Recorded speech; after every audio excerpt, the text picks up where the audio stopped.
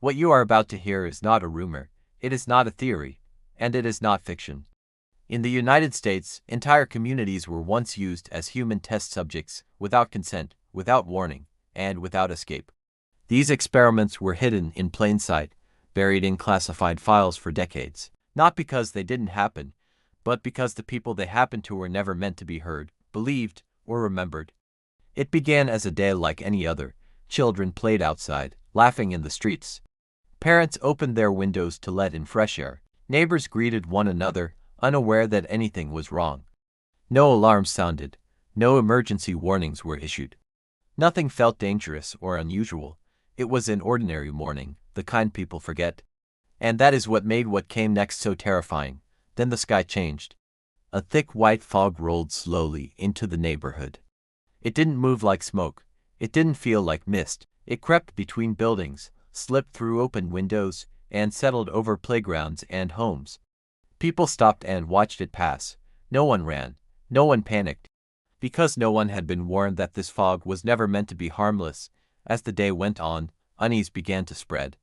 The air smelled metallic. People started coughing.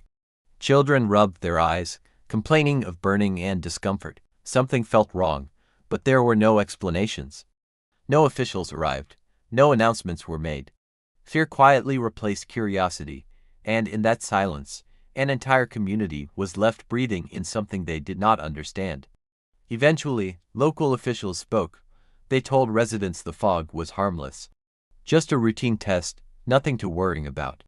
No documents were shared. No details were given. No follow-up ever came. Most people accepted the explanation. After all, questioning authority felt dangerous, and trusting it felt safer. But that trust would come at a cost no one could have imagined. Years later, the truth finally surfaced.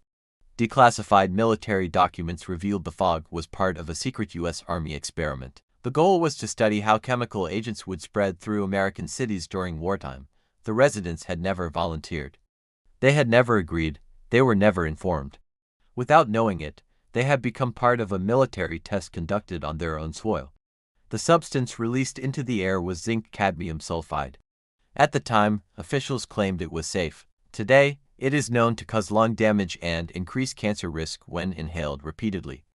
This experiment was never about public safety, it was about collecting data. Human beings were reduced to statistics, and entire neighborhoods were treated as disposable test environments. The neighborhoods selected were not random. They were poor. They were predominantly black. They had little political power. These communities were chosen because resistance was unlikely and accountability was minimal. Consent was never requested, because refusal was never part of the plan. The experiment relied on silence and on the belief that no one would ever ask questions. If you're finding this story as chilling as it is real, hit that like button, and subscribe for more true life stories that history didn't want you to know. Months passed, then years. Children developed severe breathing problems. Healthy adults became chronically ill. Cancer rates quietly increased. Families buried loved ones earlier than expected. Doctors were confused.